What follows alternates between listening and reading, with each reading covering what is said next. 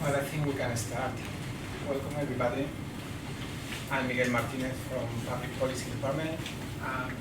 We have invited today to Sonia Reutemann, who is a scholar from Queensland University. Your department is development planning, right? In the School of Geography, Planning and Environmental Management at the University of Queensland in Brisbane, Australia. I met Sonia many years ago in a conference, and then I realized that she was working a lot on the issue of gated communities and development planning, poverty, and many issues which were similar to the ones we are working also in our urban research group. And she was doing field work in Mexico, Berlin, London, even in Uganda for a short period as working with an NGO. And now she's working in Australia and Indonesia. So I asked her to present how is this new research she's starting recently. Probably it's only in the first stages of the research, but maybe it's a good opportunity to discuss with her about these new perspectives about housing policies in Indonesia, and maybe other related topics connected to politics or the urban landscape in Indonesia. So the floor is yours. We will have some time for debate later.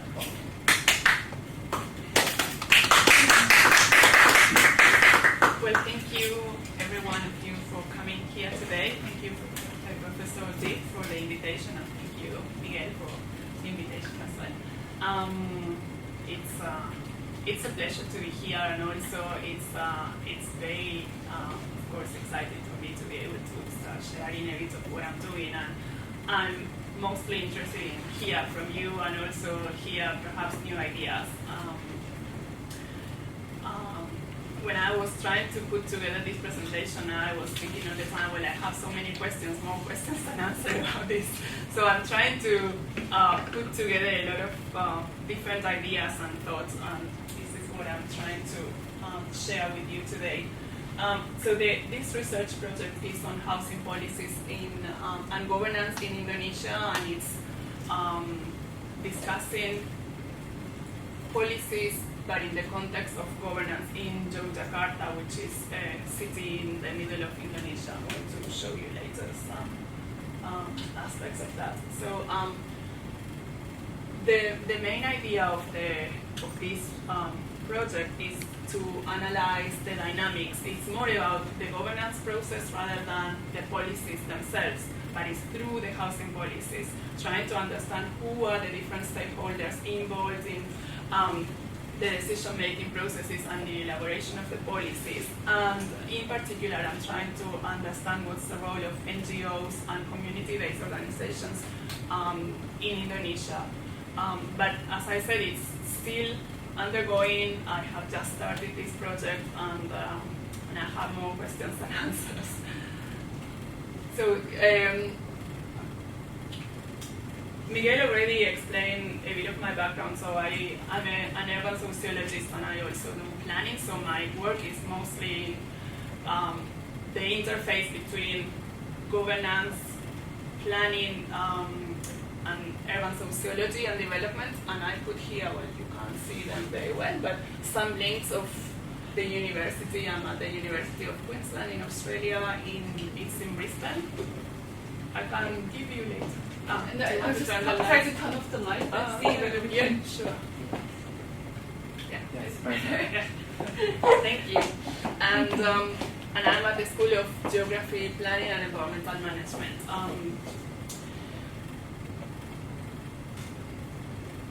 So briefly, this presentation today is going to be, first of all, to give you an idea of the Indonesian context that perhaps some of you already know. 2 or 3 ideas about what some of the concepts I'm using, a bit of the methods for this project, the case study, which is about Indonesia, and 2 or 3 key ideas about the two main things that I'm looking at, which is on the one hand the stakeholders or the actors which are involved, and also the programs related to policies. So a bit of the background. So here is Indonesia, in the north of Australia, south of Hong Kong and China. And well, you know that it's the fourth most populous country in the world. It has 250 million people, and it's urbanizing very rapidly.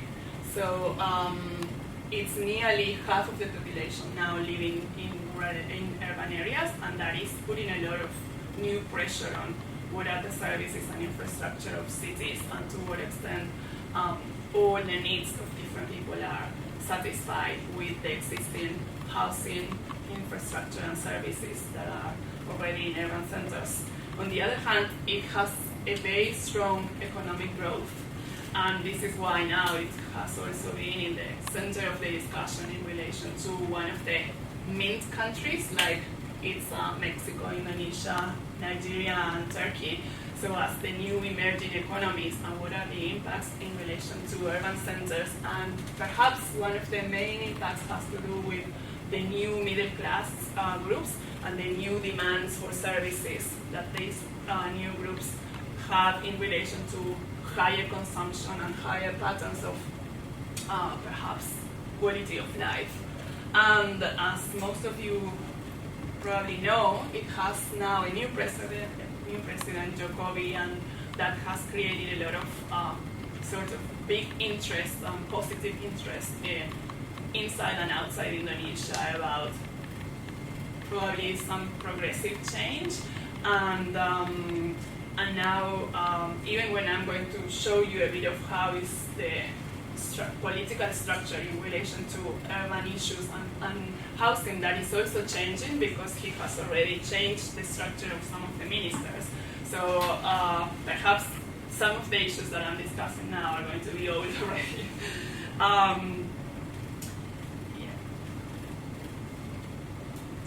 So if we think about poverty, which is one of the focus of this research, which is concentrated more on slums, and I'm going to discuss that about slums or not slums here.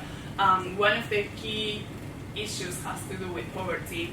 And so if you look at the different data that is available about Indonesia, it's a bit complicated to understand because it's a bit diverse and sometimes it's also contradicting itself.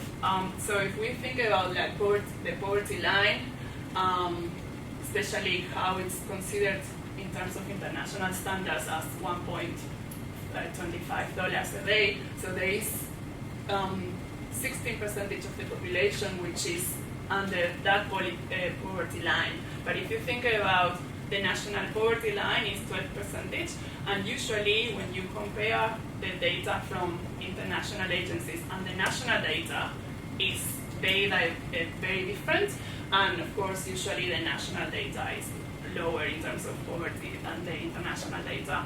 And so if you think, for instance, if you look at the data about slum population here, you see that in 1990 there were 50% of the population living in slums, and according to UN Habitat, like 2 or 3 years ago, that has reduced to nearly a quarter of the population. So in any case, even if you have very different data, the data is saying, well, there is a sort of progress and improvement in terms of reducing poverty and reducing population living in slums.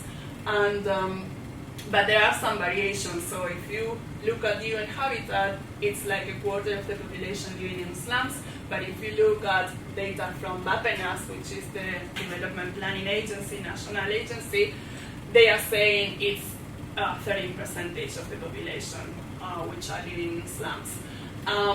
But in any case, BAPENAS is saying, well, we have made a very good progress, and we have reduced from 21% to 13%, and the target they had is 6%, because you know that the MDGs, the Millennium Development Goals, some of them are for 2015 and some others, like especially like Goal 7, are for 2020 as the as the target. So for 2020, they want to have only 6%. So they are really putting a lot of effort and funding trying to address that. But on the other hand, you have that social inequality is increasing, and it's not increasing as rapidly as it might have happened in other regions, like in Latin America. But if you look at data from maybe 10 or 20 years ago, it's now increasing. So now the Gini coefficient is 38 points, but like 10 or 20 years ago it was 30. So even if it's slow and even if it's not that big as it might be in Latin America, where some countries have like a Gini of 50 or 60, well, you also need to consider that perhaps you need to be taking care of inequality, especially in relation to the future. And this is, of course, perhaps influenced by this new middle class, which has new aspirations for consumption. So two really important clarifications that I want to put in here, and for me it's still something that I need to understand, is first of all in terms of how poverty is defined and measured, because there seems to be like this difference between data from the international agencies and data from the government. And sometimes even when you ask people from the governments, they are not very clear about how they measure poverty and what are the indicators according to them that are related to poverty. So here I put again some data, and as we said before, so it's like according to UN Habitat, before there were 50% of the population living in poverty or in slums, and now it's a quarter. According to UNDP, it was 68, and now it's 18. And according to the government, it was 21%, and now it's 13. So you see that it's very, very different how they measure or how they really understand poverty. So at least we have to be careful that we need to be careful about the sources and try to use always the same sources, not to confuse more than what it is already. And perhaps the second clarification has to do with, first of all, the concept or the definition of kampung. So if some of you are familiar with the Indonesian situation, the concept of kampung is a very tricky concept because sometimes it has a connotation related to slums or low-income neighborhoods or even very poor neighborhoods. But some other times it's just a village or it's just a neighborhood. And some people, middle class background, they also use the word as saying, I'm in my kampung, or I'm going to my kampung, as saying I'm going to my neighborhood or I'm going to my area or something like that. So when you see the literature and some of them are referring to kampung's improvement, I think that it has to be important to consider whether it's kampung as slums or kampung as neighborhood or village. So in this case, I'm using just slum as a concept that is more easy to understand and it's easier to compare with other situations. So my question was, well, first of all, is there a relationship between kampung and poverty? And I think that I still don't know the answer about that, and that's why I prefer to use the concept of slum. So if you think about how slums are defined, well, there are several definitions, but there is an agreement on some indicators like inadequate access to safe water, inadequate access to sanitation and infrastructure, poor housing quality, overcrowding, and in terms of land tenure, there is some sort of also like insecure land tenure as an indicator. So I'm still not sure about how they understand slums, and sometimes I ask government about how they define the slums, and the answers were not very clear, so that's also something that I have to consider. The other issue that it's important to consider in the context of Indonesia is that Indonesia started a very big decentralization process at the end of 1990. So it was designed in 1990 when the former political regime ended. So the new president decided to start a very big decentralization process that for some authors it has been considered as the largest in the world in relation not only to the size of the country but also to how powers were given to smaller, either like from the national government to provincial government or from provincial governments to the local governments. So I'm also interested in trying to understand to what extent there has been this devolution of power or not. And I think that it's not so clear as some people are trying to put it. So I think that if you look at the literature, there seems to be an agreement on a shift of responsibilities, of passing responsibilities from the national government to provincial or local governments, but there is disagreement on to what extent there is also devolution of power involved on that. And also the other thing that is basically very much related to this research project is to what extent this decentralization also allowed for more participation from community groups, and to what extent that allowed for a change from a very top-down process as it was before to a more bottom-up approach. And that's something that I'm going to talk about later. So in terms of concepts, well, of course, one of the big concepts that I'm discussing is the concept of governance, and basically it's a concept that is involving 4 different elements. On the one hand, all the processes that are related to how you achieve some sort of goal, how you go into the future in terms of policy making, but also it has to do with how you manage the relationships between the different stakeholders, how you manage different interests, different power, and how you manage conflict as well. Well, of course, the other concept is the concept of planning, which is also a difficult concept to define, but it's usually like as well a process and an outcome as well. It's both. But this is a definition from UN Habitat, but it has to do with, in the case of urban planning, on how you manage human settlements, how you achieve a particular outcome that has to do with your objectives, in some cases government objectives or other stakeholders involved in the process. And also the important aspect in this definition is that it's not a process or an activity that is only related to the government, but it's also an activity that is related to ordinary citizens, business or the private sector, and it's how you manage the different stakeholders in order to achieve whatever your goal or your outcome is. And this is very much linked to the whole discussion about collaborative planning and how you put together different people with different interests, with different expectations, how you manage the different power relationships.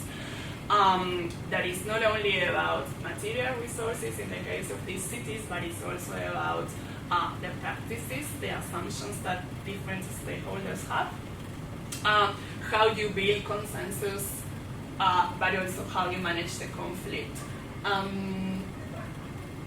And this is one of the aspects that I'm trying to understand here, and it seems, as I'm going to show you later, that everything is about managing consensus or achieving some sort of consensus, and people don't really even mention the possibilities of conflicts as if they don't exist at all, when we know that there are conflicts. So coming back to the project, and as I mentioned before, it's about how are the processes related to governance. So here are some of the research questions, my initial research questions, and it's not really important now that we discussed all of them, but they were very big questions that as I was just starting the project, and I started the project without any sort of knowledge on Indonesia at all. And one of the reasons why I started the project in Indonesia is because for UQ, but also for my school, Indonesia is one of the key countries with whom we need to strengthen collaboration and also knowledge about the area. Like for the Australian government, it's really important that the students and the universities develop new knowledge on the context. And of course, Asia Pacific is the nearest area for them. So it's a very explicit guiding principle for the government in terms of research at the national level. So for this project, the methods that I'm using, it's a combination of analysis of the literature, of course, but also I've been doing interviews with key stakeholders, and I was also using a tool of actor mapping because I was trying to ask them how they identify the different actors and how they positioned different actors. So I started the fieldwork this year in February, and I did 21 interviews with people from the provincial government, the local governments, people from community organizations, people from NGOs, and one or two from the private sector as well, and I'm supposed to continue next year. So this is Yogyakarta in Indonesia. This is the river, and there are 3 rivers that go north to south, and they sort of cut the city into 3 sections. And one particular issues about the city itself or the metropolitan area is that so it's called Yogyakarta Special Region and not province, and it's located here in Java. So Jakarta is there at the north, and the reason why it's considered a special region is because the government, it's the provincial government is still the local king, and he's the governor, and he's going to be the government as long as he's alive, and that is going to pass to his daughters. I think that he doesn't have a son. So in that case, he plays a very particular role because he has a lot of power, and he is the one who links between the national government, which is changing as in normal democracy, and the city majors, who are also changing, but he stays all the time. On the other hand, the Sultan owns a lot of land. So this land, which is owned by the Sultan, is occupied by most of the slums in the city. But it's not land that people can have a title because it's his land, but people are allowed to live there. But so that also creates a new discussion about what is the land tenure there, and to what extent that is secure or not, and to what extent people are prepared to improve their housing conditions, even if they know that they will never own the land. But they know that it's a secure land for them because the Sultan is not going to evict them at all. He has no interest in evicting them, but he's not going to give them the land.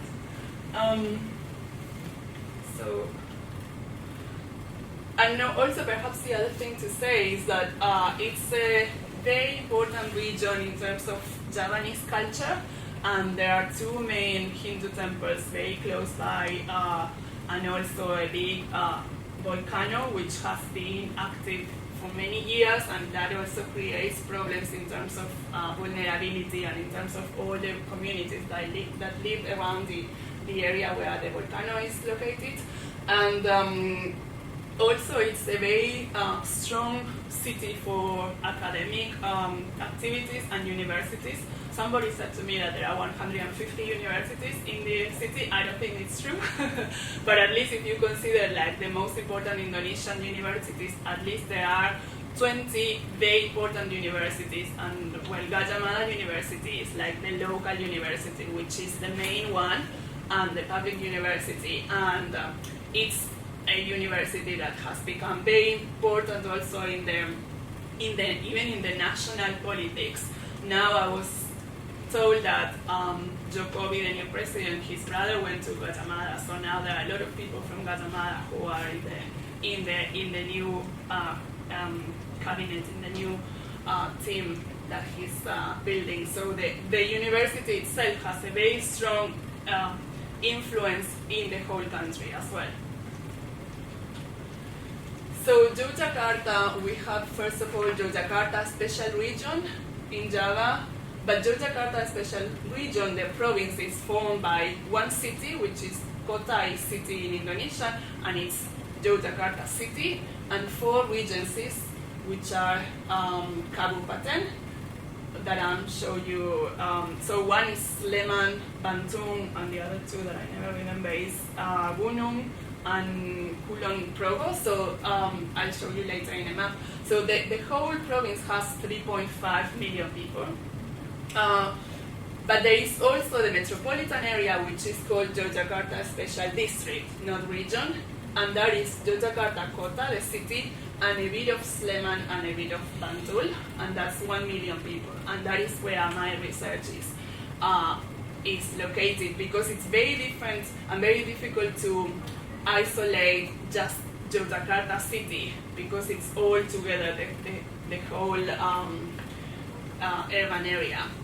So also Yogyakarta Kota has been very strong in city branding.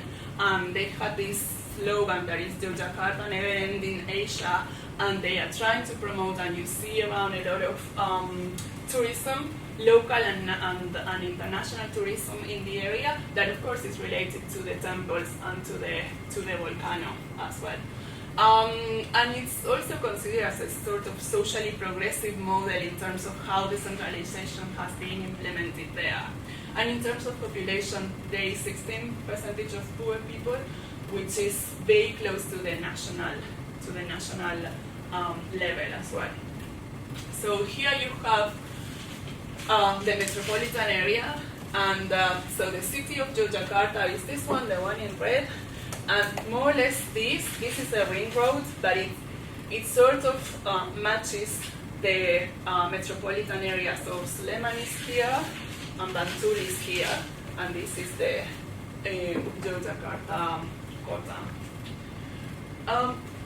Coming back to the national context, some of the important ideas about the housing policies themselves in Indonesia is, well, first of all, they created nearly 40 years ago a National Housing Development Corporation, but it has always been considered as a sort of failure because of, first of all, the number of housing that they built, that it was very low, but also that it didn't serve the purpose of providing housing to poor groups, but it was more for like civil servants. On the other hand, until 5 years ago, the budget was also very low in terms of the investments on public housing. I think that there are chances that is going to change, I guess, with the new president, but I don't know. So some people also consider that it's far from adequate. Yeah. So, but on the other hand, as I said before, the slum policies have been important and have been important in Indonesia since the late 60s, when they started implementing kampung improvement programs. Those were kampung improvement programs. Again, to what extent you put like a synonym slums with kampung is another discussion, but that is how the program was called. And the program was from 1969 to 10 years ago, more or less, that it changed the name. So in the beginning, you can see that there were 3 different sort of generations of these policies. The first ones were mostly related to physical improvements of the areas. The second generation were related to physical improvement, but also social improvement and economic improvement. And after 1997, after the economic crisis in Asia, the emphasis was much more on livelihoods and trying to restore the livelihoods of the people living in those kampungs much more than any other activities. And as I mentioned before, in 1999, when they started the decentralization process, that changed a bit of some of the policies and programs. So if we think about who are the different actors involved in housing policies, as I mentioned before, perhaps the government actors are going to change a bit now, but you have at the national level, you have the Minister of Housing, the Minister of Development Planning, which is perhaps the strongest one, which is called Bapenas, and the Minister of Public Works, which is also strong, and it gives a lot of funding, and I'm going to talk about one program that is funded by Public Works. Then, as I mentioned before, you have Perumnas, which is the National Housing Corporation. Then you have a national bank that is also for housing projects, BTN. Then you have at the provincial government Public Works. Sometimes housing is under Public Works, sometimes housing is under BAPEDA, which is the planning agency, and at the city level you have a similar structure with Public Works and BAPEDA. Then the private sector, you have Real Estate Indonesia, which is a very strong corporation, and it has like a national aid structure, but also it's very strong at the provincial level. So I interviewed some of the people in Yogyakarta from Real Estate Indonesia, and you have other smaller companies, and I put here individual members because of course you see that people also build houses on their own, so that is also part of the different actors that are involved in how housing are developed here. And then in terms of civil society, you have on the one hand local NGOs. Perhaps one of the most active ones is Housing Resource Center, that is an NGO, but it's very much linked to different governments. So I would say that sometimes it's not very independent. And then you have international NGOs like Habitat for Humanity is one of the biggest ones that has doing a lot of work in Yogyakarta. You have international agencies and donors also quite active in the whole Indonesia. Even the Australian government is giving a lot of money funding projects in Indonesia. And then at the level of the communities, it's a sort of complex system in the way that it's organized. So you have the RT, which is the Rukun Tentanga, which is community associations, but these are sort of the smallest scale, and it's more as in terms of small communities or even households. Then a group of artes form the RBs, or RB there, which is Rukun Warwa, and it's the neighborhood associations. And then something that I'm going to talk later, you have the BKM, which is independent community boards that are formed for the purposes of some programs.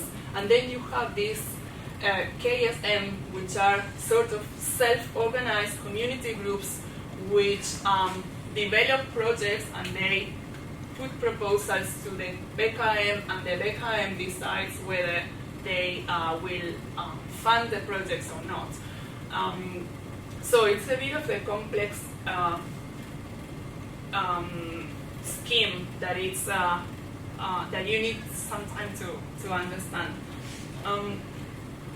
So, as I mentioned before, one of my main questions since I started was like, well, to what extent, since the centralization, there has been a change from this very much top-down approach that they had like 20 or 30 years ago to a bit more of a democratic process and a bit more bottom-up, or to what extent the communities have some sort of possibilities to give their voice but also to influence policies or not. And I found so far very different opinions on that. So government officials, I haven't talked to national government yet, but so the local governments and the provincial governments, they say, well, now it's more democratic, now there is some change, now there is some bottom-up processes, and communities have much more opportunities to say what they want and how they want, blah, blah. On the other hand, there are other actors which are very skeptical and very ambivalent about whether there has been a change or not. And then some community groups, they say, well, yes, we have a bit more of space to give our voice and to say what we want, but we are not still being able to influence decision-making processes. So one of the tools that I was using while I was interviewing them is this actor mapping tool that I don't know if some of you have used it.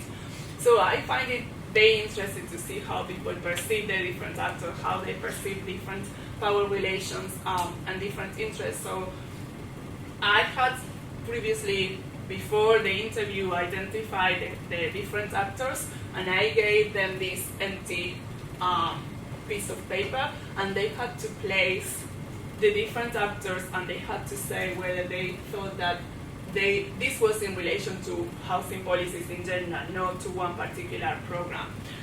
They had to say to what extent they thought that the actors had like a high level of interest in their policies or low level of interest, and if they had like high power or influence or less or low power or influence.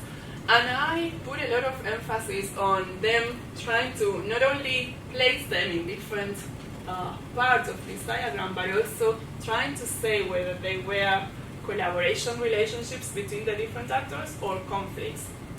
So I just want to show you two of them to show you the differences between them. So like in this case, it's a respondent is from a local NGO. So you could see, for instance, that first of all, she's establishing like that the national government has to be divided in 3 different groups, which are the 3 different ministers. So she cannot say like how the national government plays a role as a sort of body. And you can see that according to her, it's very much sort of, of course you have more actors here in the high level and high power, but also it's sort of well distributed. On the other hand, according to this person, which is from the provincial government, from the housing department, all the actors had like high level of interest and high level of power. And the other thing is that I think that this is one of the few ones which has conflict relations. Most of them had not put any conflict relations, and most of them have put all sort of collaboration relationships, which I think that it's sort of an ideal situation, and I don't think it's like that, like at least like such a sort of unconflictive process. And of course, well, I had to, as I said before, I still haven't had the time to go into more in-depth to analyze how you can really interpret these in different ways. But one thing that I did was trying to see, so if you look at, this is where they place the local government. So this is a compilation of all the answers for the local government. So you can see that it's also very diverse. Maybe one thing is that according to them, all of them thought that at least the level of power or influence was more towards the high spectrum rather than the low spectrum. Saying, well, at least it seems that the local government is active and has influence in deciding about policies. But on the other hand, you can say that this person thought that the local government has no interest whatsoever in housing policies, while other people thought that yes, they have sort of high level of interest. So still, this is something that I have to continue working on, but I thought that it was an interesting visualization to how people perceive the different actors who are involved, but also the different power that is involved in the housing policies there. So the other thing that I was trying to look at were some of the programs in relation to housing since or after decentralization, and this is a list of the most important programs, and I haven't looked at them, and I just started to look at some of these. One important program is this one, the Rusunawa development, which is the they developed these vertical buildings, which are called walk-up buildings because there is no lift, so you need to walk up the stairs. And these are located in slum areas.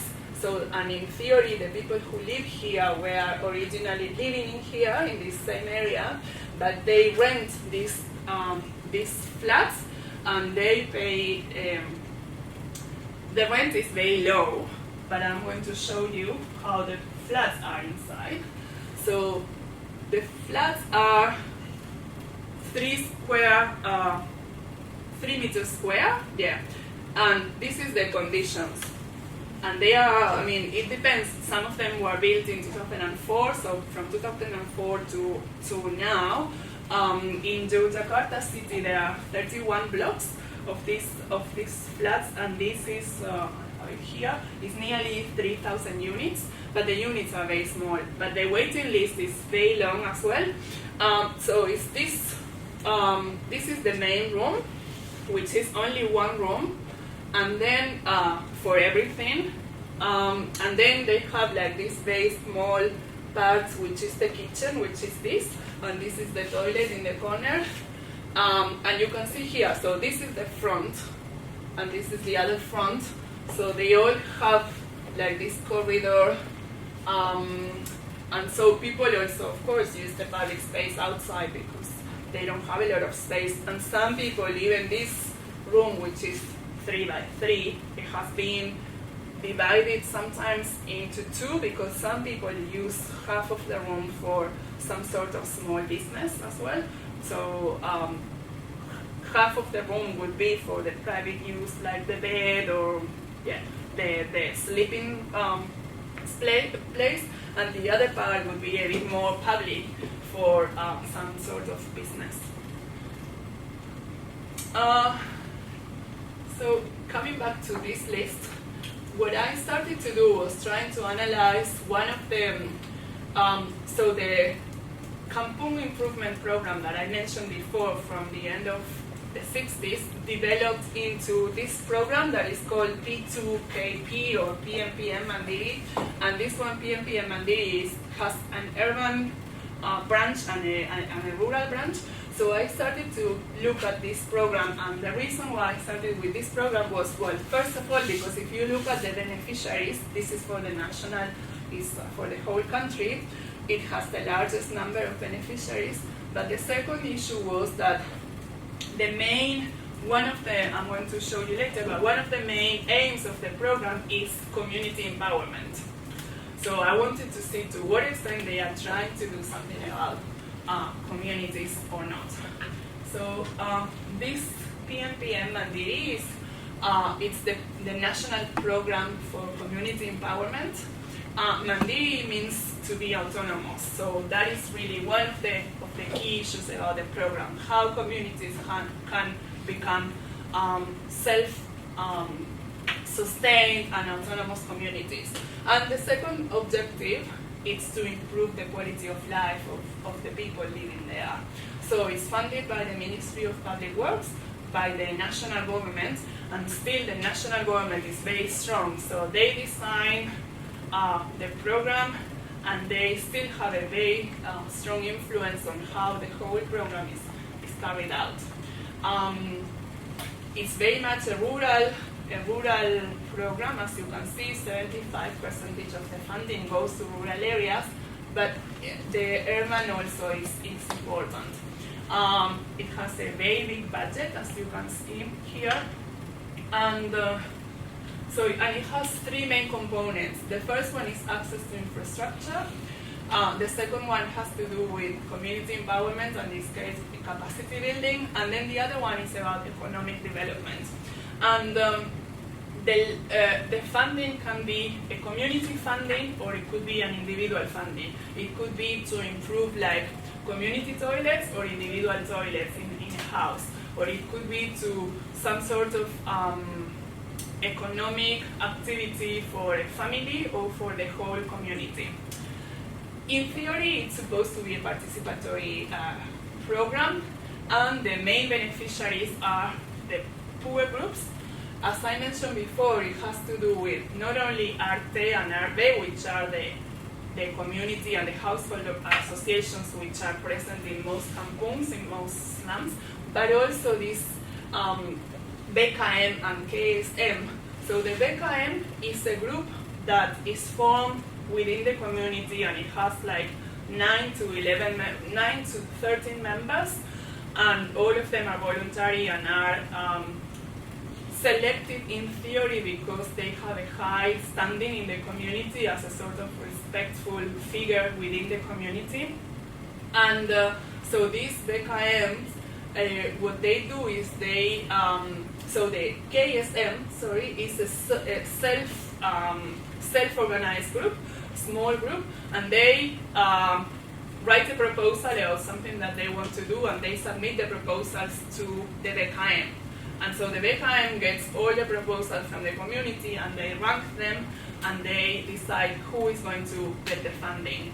On the other hand, the community itself, in theory, decides who is poor, and they have to do like a sort of community mapping, and they have to identify the poverty needs in the community, and they have to decide who are going to get the funding and who are not going to get the funding. And they are also supposed to submit a community plan. There is a discussion to what extent the community plan is really done by the whole community or is done by just a few members of the community itself, and also to what extent the community plans are just plans or they are realized at the end or not. And of course there are program officers which are officers from the national government, but they work at the city scale, and they sort of provide technical assistance and they monitor the progress of the program. So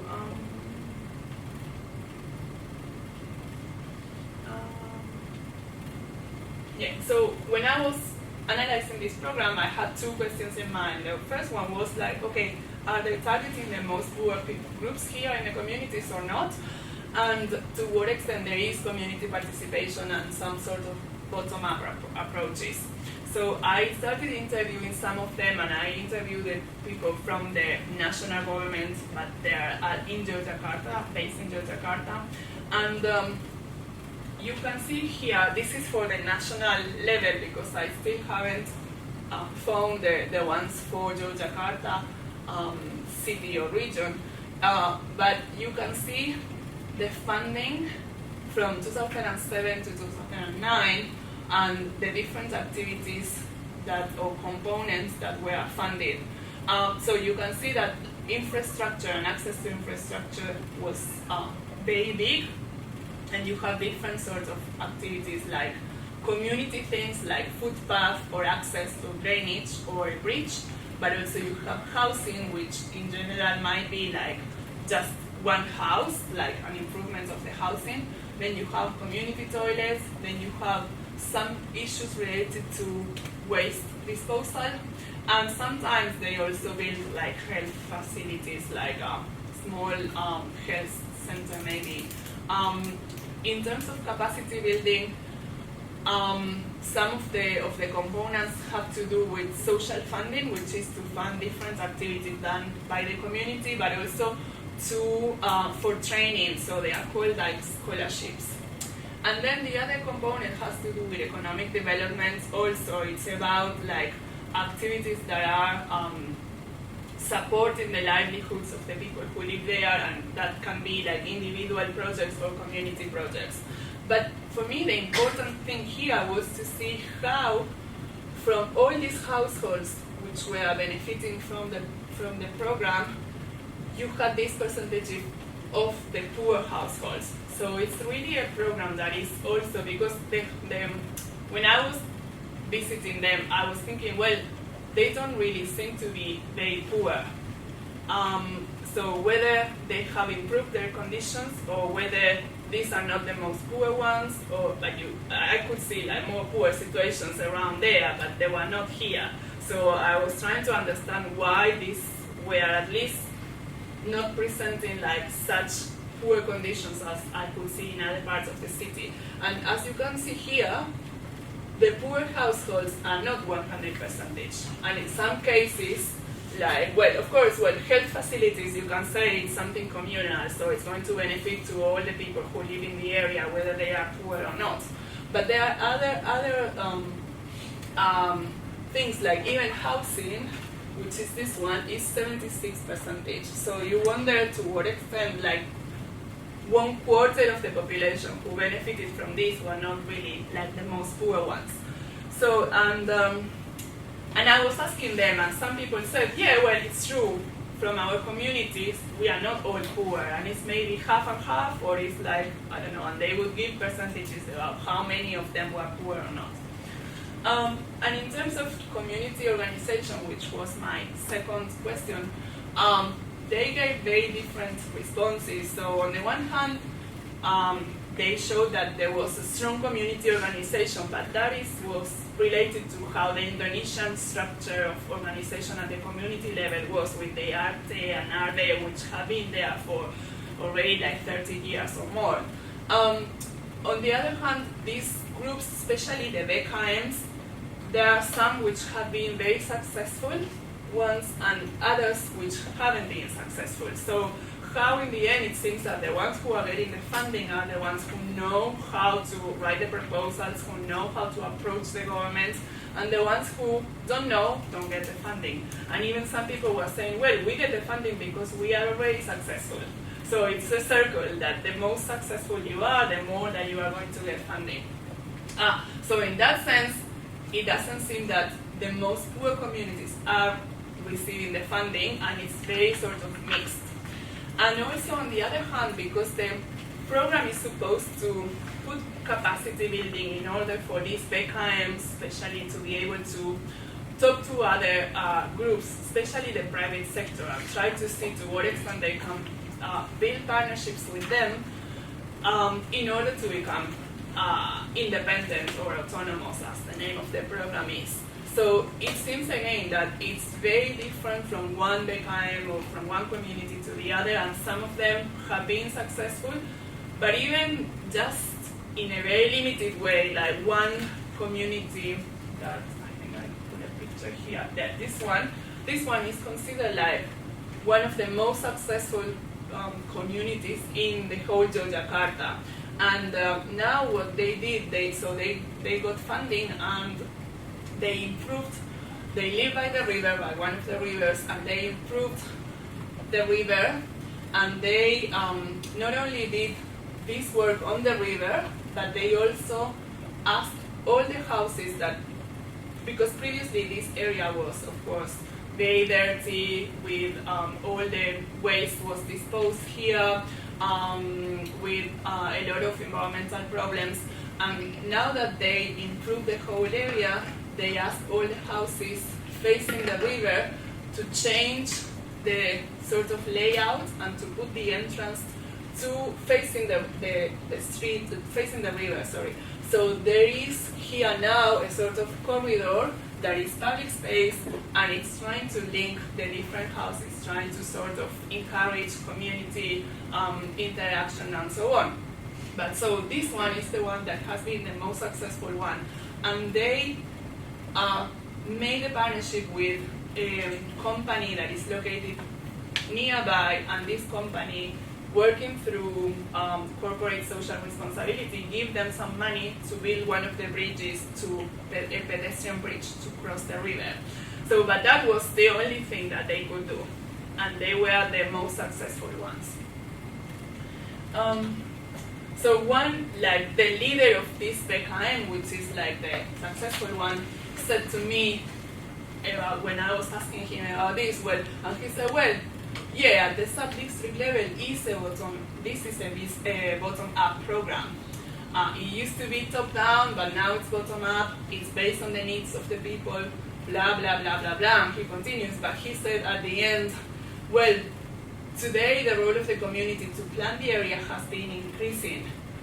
It has been developed. But on the other hand, we can't influence policies still. So it's more like we can do this at the sort of local level. We can do our projects. If we have any needs or if we can satisfy this particular thing, we are going to do it, but we are not going to change the policies or create much more sort of change than that. And on the other hand, someone who is from the unsuccessful groups and the ones who feel that they are marginalized because they feel that the government is asking them to work in a way that they consider that is not okay, and they are saying that the government is asking us to do something that is not participatory at all. So they are saying the government gives funding or aid without any sort of participatory project, without seeing the resources of the people, without seeing any collective actions of the people. And they are saying, the government is not really targeting the very poor, but it's the middle class. So for this community, which is marginalized and it's not accessing this funding, it's like the other people get the funding because they are middle class now. And I sort of agree with them in a way. So some sort of preliminary conclusions, trying to put some thoughts together. Well, the first one, of course, it has to do with the governance process that involves a very diverse group of actors. And of course, they need to organize themselves and they need partnerships, but also it seems that they put it as, so that the community that was complaining to me and this sort of excluded community was the only one who was telling me about the problems or the conflicts. All the other actors are putting everything as everything is perfect and is working very well and there are no conflicts. On the other hand, I think that in this sort of discussion about how the governance process is a sort of hybrid model that is combining, on the one hand, still the legacy of the top-down approach from the national government, which is saying we are going to give this funding for this, blah, blah, blah, and very fixed sort of components and activities. And on the other hand, some communities which try to do something a bit different, and they can't change a lot of what is sort of expected from them. In relation to poverty, well, I think there is progress, there is sort of a good progress, but still there are groups which are not getting the benefits or the funding. And the communities, even the most successful community, is still not an autonomous community. It's not independent and it's still living out of the funding that gets from the government. And on the other hand, there are some communities, as this one, the unsuccessful one, that is working with other actors. So in that case, that community is working with a sort of NGO that is linked to this network of community architects. So it's like more technical people who are providing assistance to these communities which find themselves a bit isolated or marginalized by how the government programs are set up. That's it. Thank you.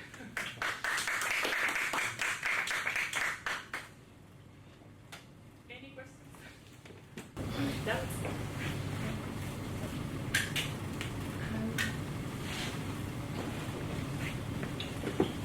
Where was the successful case where it's a creature. Have you been there in Yogyakarta? I lived in Yogyakarta for 3 years. It's the creature. A creature? Yeah. And everyone is talking about them, and I even saw some pictures of them in some brochures from the World Bank as like marketing that, like, look, we are doing this. Because initially the Kampung Improvement Program was funded by the World Bank. I think that now it's all about like national government funding. My name is Nan from the IRS. As I said, I lived in Yogyakarta for 3 years and I've been interested in local politics in Yogyakarta. So I found your project quite interesting because it's a different topic but still very much related to politics and decentralization. I think actually I have two questions comment. The first one is, I guess, that I guess that, when we talk about Indonesia's politics, we cannot avoid getting into the topics about like ethnic, religious division. And I think although the majority is from Java, but I think there is, as a city of education and increasingly the tourist destination, I think there are so-called the division between the newcomers and the original local people. And I think newcomers, they happen to, I'm not sure, probably I might be wrong, but it happen to be, different ethnic groups with a different social class background. So I guess you probably need to accommodate, this kind of, social cultural context along the ethnic religious lines. I guess they can actually explain, the characteristics of slum communities and the process of making decisions among the people living in these slum areas. Another one is emphasizing on the bottom-up impact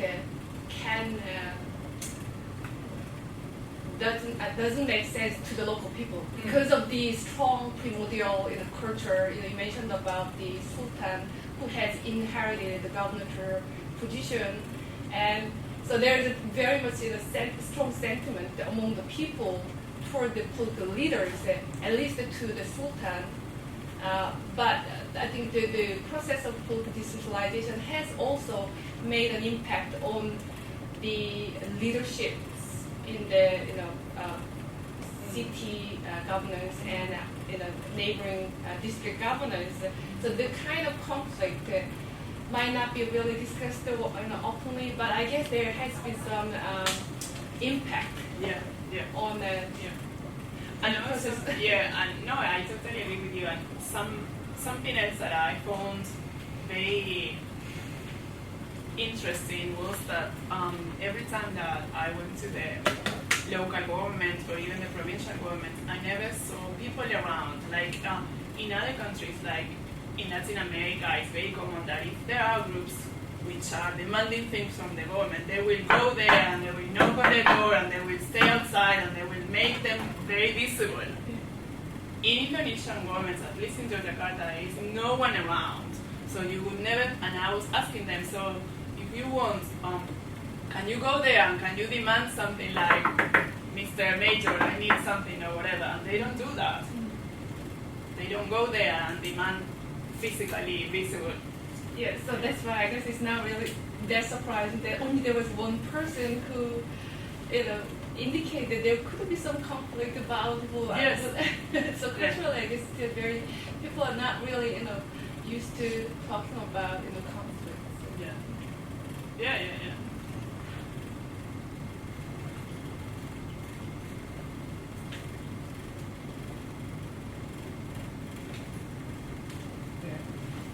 Very interesting topic. Look, I have practically no knowledge on Indonesian, but I'm interested in sort of housing and development country in general. For instance, what you mentioned about the sort of the targeting of the housing project, which you perceive as not very satisfactory, because it's the middle class who benefit more than the poor. Of course, this also happened in many other developing countries. So, I mean, do you have any sort of explanation why it is so? Because it can be sort of economically motivated. For instance, in China, because in the rhetoric of sort of developing housing for the poor, in fact, they want to sort of help or revive the real estate sector. So they give the builders some investment so that they can build. But of course, the builder want to recover the capital, and of course, the middle class have higher purchasing power than the poor. So it's not incidental that they build more for the need of the middle class than for the poor. But on the other hand, it can be politically motivated. For instance, in Vietnam, they also have this kind of super public housing because there's some kind of political interest they need to cater for. So it's not those who are poor, but those who have connection with the government who can get such resources. So in the case of Indonesia, particularly in the housing project you mentioned, I mean, what are the dynamics? Well, the underlying dynamics? I think that at least the times that I was seen as successful or not, I think that was probably the reason why they were successful is because they had some links with the government, even in some cases because they had been working on projects for like 5 or 6 years already. So they already have this know-how about how do they do the proposals, who they need to talk to, how they have to say that, we are doing this, and even the justification for being successful or for getting funding was we are successful. And we have already submitted all these proposals and the government know that we are doing whatever we need to do. So we are sort of responding also to what the program is saying that we should be doing with the funding. On the other hand, there were these other groups which I think they have been, this one, the one that I was talking about that is the unsuccessful one, they have just started a sort of community organization at the, I would say it's not the city level, but it's a bit bigger, it's more like areas. So for instance, one whole area related to one river. So they have managed to organize, I think they told me something like about 30 different organizations, community-based organizations that were in similar situations, not getting funding or not being considered by the government because of different things.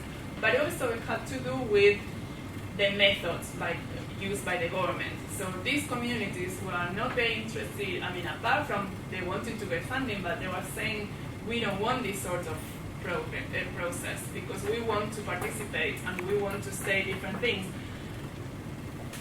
I'm not sure if I could not really see to what extent it was like that or not, but some of them, they were even saying, the government is now coming to us, trying to see how we are working together, how we are trying to participate, how we are trying to be a more democratic sort of structure, and they are trying to replicate that as a sort of the formal organization is trying to replicate what the informal, which is starting to organize, is trying to do. But I'm not sure if that is happening or not. But it's true that there were also like, for instance, a few years ago with the last volcano eruption, there were a lot of communities who were which lost everything and the housing, and one of the reasons they didn't want to relocate is because they have all the animals there close to the volcano. So the government decided that they wouldn't fund anything with renewal of or new rebuilding of those houses there because they don't agree with a new sort of neighborhood very close to the volcano. But they are saying we are not going to move. So there are other NGOs which are coming from outside the government saying we are going to help them and we are going to provide them funding, even if it's like, Habitat for Humanity or other big NGOs that might have funding from international funding and might sort of overpass the government, but that's also going to create some sort of conflict situation between the government and what the government is allowing to do and what these other groups want to do. I have a question about one of your scatter plots, actually, because it seemed to show that your respondents from civil society perceive that the developers have very little interest in or influence over Yes. these houses. And I found that very striking, because I know little about housing policy, but in most places developers have a great deal of interest in this. Yes. That includes here, and I've seen it too in Malaysia, because there's much money to be made. Yeah. So I'm wondering, is that because, since democratization, decentralization, they've just sort of been marginalized by these bottom-up processes, or is it because there's no money attached to this, no profitability, they'd rather concentrate on upmarket housing projects, or what is it that deters them from being more involved in this? I think it's that it's not profitable for them. And here, one other thing that I'm interested to look at for another project is that in Indonesia, I think it was the late 90s, there was a policy that it was called, I think initially it was called 146, and now it's called 136. So it means that from each house, so the sort of social structure was divided in three sectors, like high, middle, and low. So each developer from each high-level house that they built, they had to provide 3 and 6, yeah? But it was never possible. So they said that it was not profitable for them and they couldn't do it. So they changed that, I think that, so first was 136 and then they changed it to 124 or something. But in any case, they are saying we cannot do it. So the real estate in Indonesia, they are saying, no, we cannot do it because we cannot afford buying the land, we cannot afford, so we are not participating. So I still don't know how that is considered by the government. So what is the government doing? Like, I think that there is a way for developers to overpass that, and it has to do with scale. So I think that this ratio of 136 or 146, whatever it is, it's only for projects that is to a sort of high scale, let's say 100 houses or something like that. If not, if they build less houses, they don't have to provide anything for the other two groups. So, and I think that's the way they are doing because they are saying that there is no way they can afford doing that. So they are just not interested. Even if, I think they were saying that it's 70% of the housing in Indonesia which are informal housing or with some sort of informality attached. I haven't found data on that, so that's also something that I was trying to find out to what extent that's the case. Because if that's the case, then you would say, well, so it's not like just 20%. And also, if that's the case, how you put together the 70% of informal housing with, in theory, this 13% of poverty that the government is saying that is there? I don't think that that's the case. And for instance, to what extent the Busunawa project, the vertical housing, for me, it's stating, or even it's worse for some sort of poverty situations because they are horrible conditions. And there is a very long waiting list, and they are reproducing the same problems and the same poverty. But I'm assuming that the government is probably not considering that as poverty anymore because it's a program that they funded and based on sort of better quality of housing. I don't know. You know, with so many resources at stake, I would think that developers are typically rapacious, and I would expect that rather than just washing their hands of this and walking away, Yes. they would change the terms of the transaction and extract better terms for themselves. It surprises me they can't do that. Yeah, I think that I'm very interested to see how that is going to change now with the new government, because one of the reasons why the government has been a very successful one is because he was first the mayor of Solo and then the governor of Jakarta, and most of his policies, successful policies, were related to poverty and were related to housing and improving sort of neighborhoods and things like that. So I'm very curious to know how, if now that is going to be translated into like the whole country or not. I'm not sure. I'm not sure, but actually, when Joko Widodo was the solo mayor, there was another famous mayor in Yogyakarta. He also actually received the same award that Joko Widodo received. I think it's Bung Karno Anti-Corruption Award. So the former Yogyakarta governor, he was actually from the private sector, and he actually was very successful, kind of very reform-minded mayor. Yeah. But his bureaucracy was one of the best, efficient city level bureaucracy. However, he somehow couldn't work with the local elites, particularly with the Sultan. Yes, and now I think that the person who is now the mayor was his second person or third person or something, and everyone is very disappointed about this person. So the current government is not having a very good opinion from everyone around and saying that they have been doing a very good job. So I don't know if it's because they compare with the previous ones, which, as you said, was a successful person or not. Or it's because, also, well, and the other thing that, corruption is very, it's a very important thing in Indonesia, and it's and it's sort of one of the taboo things that nobody said anything, nobody mentions, nobody can say, but everyone knows that it's related, and it's very common to find corruption linked to real estate and housing. So I still don't know how it's selling there, and I'm still not sure to what extent I can go into that or not.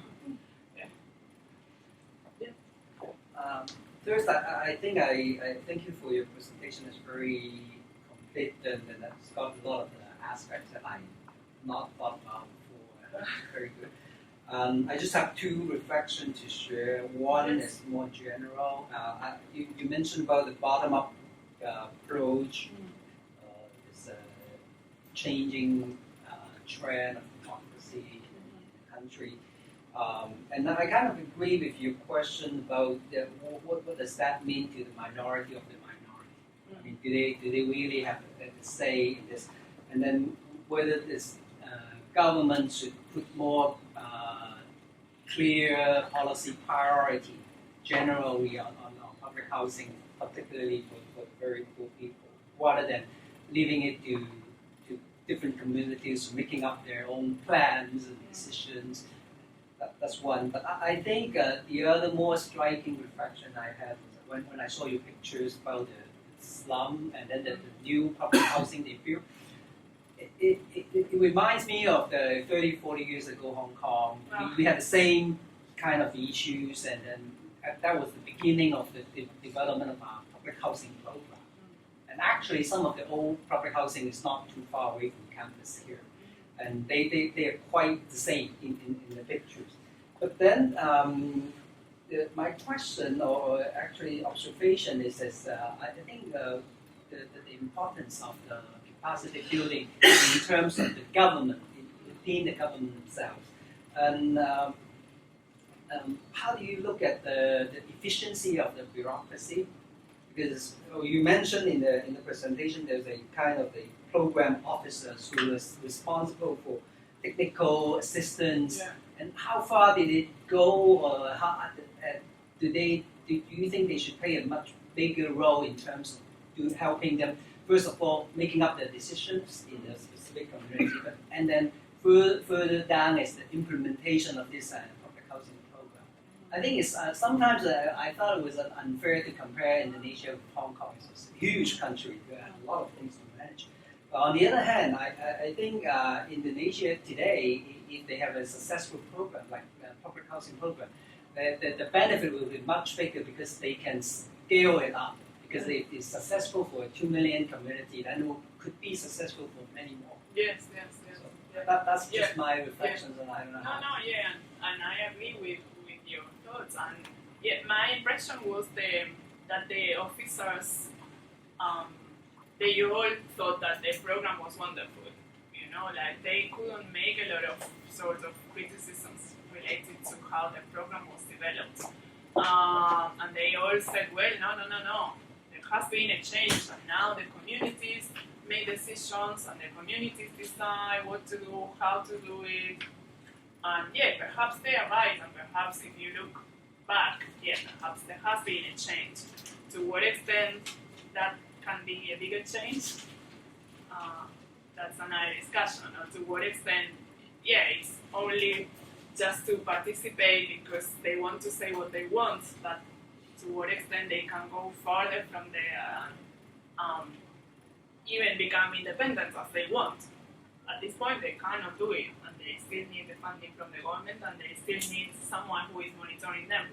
Yeah, in addition to government funding, do you think that Indonesia is in need of a much stronger bureaucracy in terms of implementing some of these public programs? No, I think there is too much bureaucracy. So there's too much that they're not implementing. I don't know. I don't know what's the. I think that it's also very rigid. Yeah. So I'm not sure to what extent it's giving room for other groups to do things a bit different. Because when I say bureaucracy, I was trying to put it in a more positive sense. Okay, yeah. About the efficiency, about the Yes. standards they can develop, about the some foundations that they can push forward instead of leaving it to a group of people that who might not be given the right, develop the right capacity to do so. Yeah. Thank you. Yeah, I don't know. I don't have answers.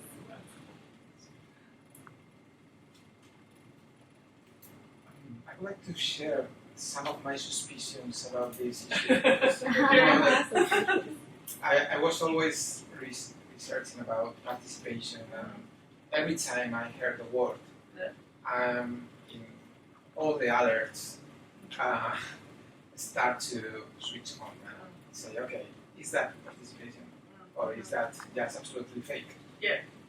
So it's difficult to summarize my ideas about that, but I usually try to focus on to what extent participation is related to democracy, to an enhancement of democracy, and different models of participatory democracy or whatever.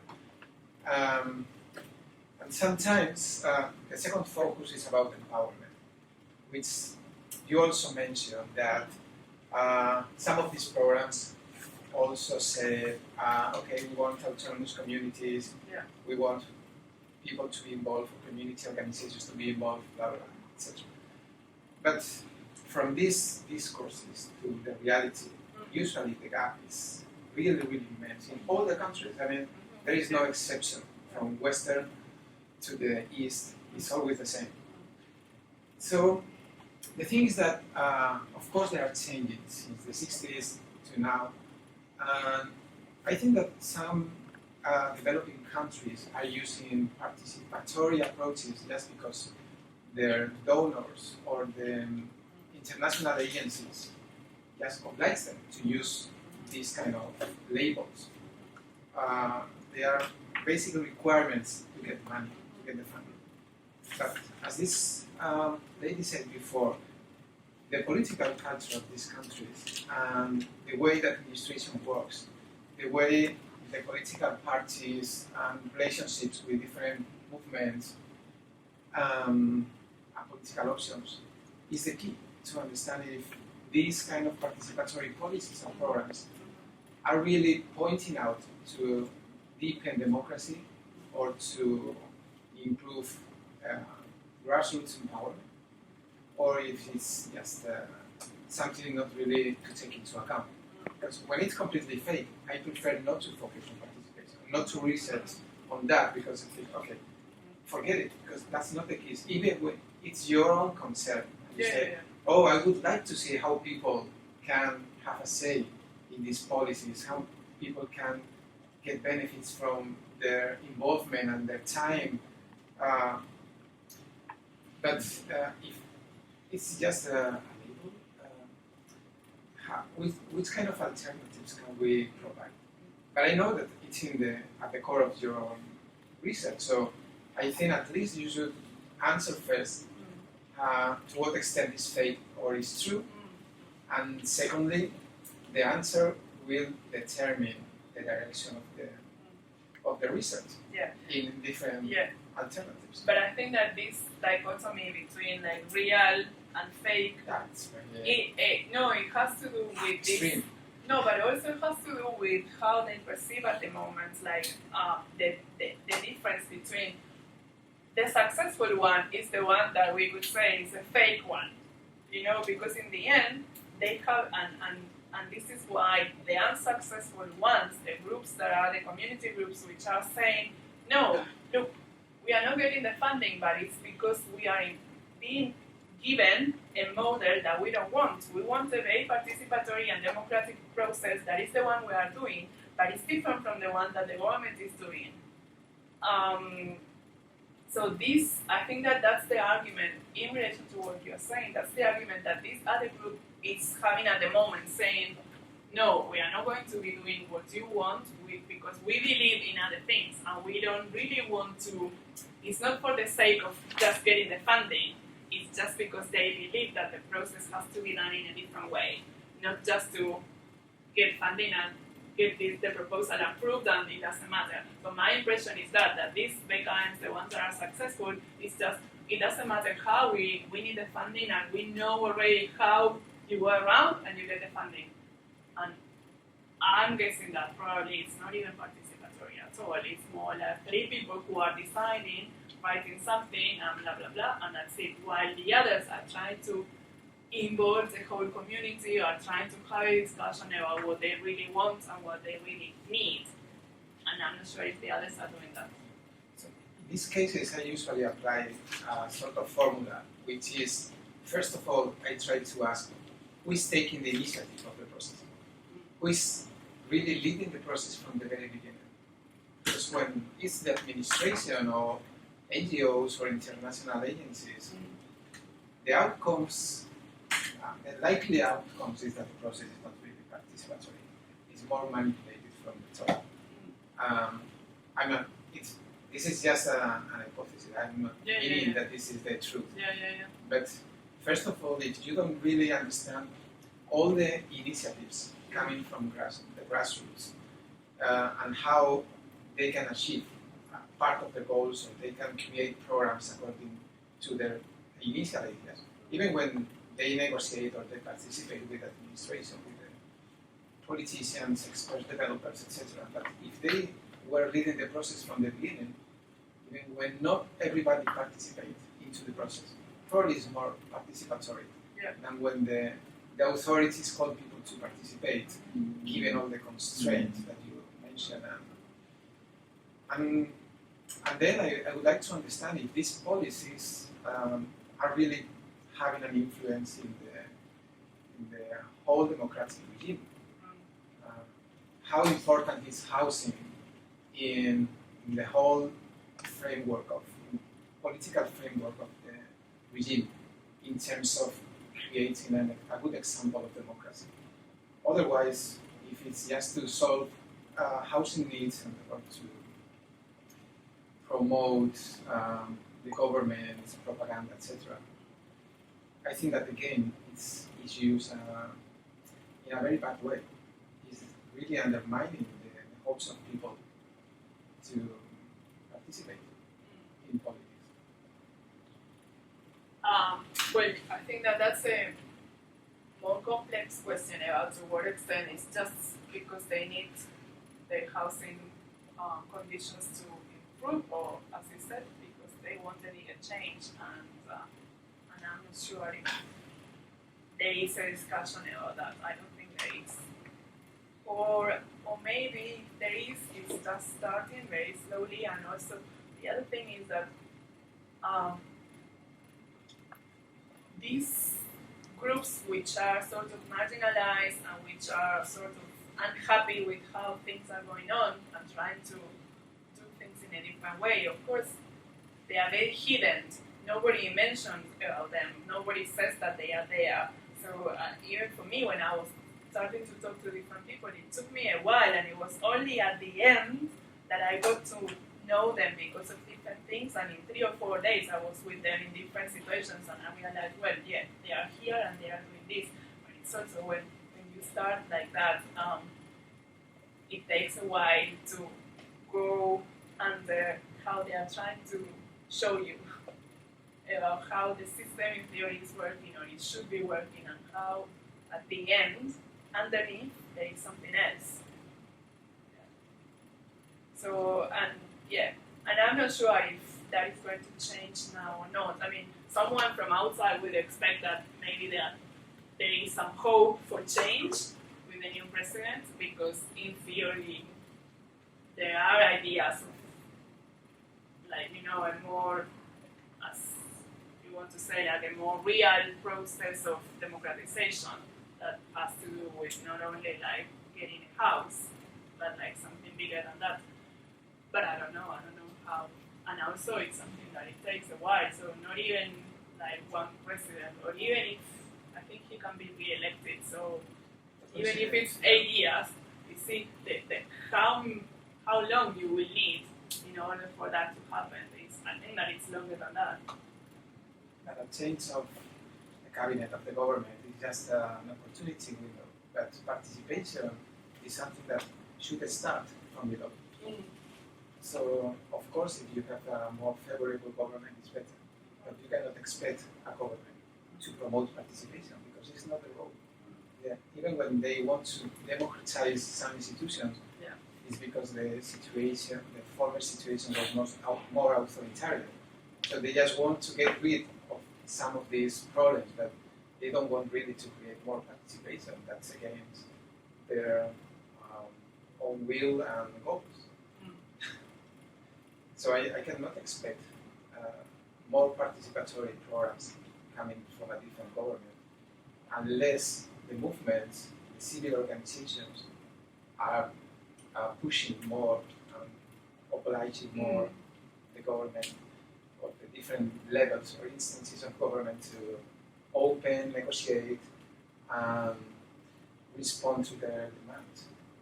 Yeah, but I'm not sure if, I might be completely superficial, but I don't think Indonesia is ready for that change yet. So I imagine. But yeah. I need to at least to express the conceptual ground about this.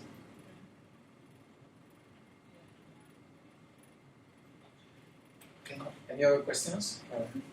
I just think the last part of your project, which is called collaborative planning, is the most important, and it will be, if there's answers for that part, it will be great for the country and all the people. How do they do this collaborative planning with the more participatory politics and execution? It would be interesting. Thank you. Well, thank you very much for very good and insightful comments. Thank you. Thank you.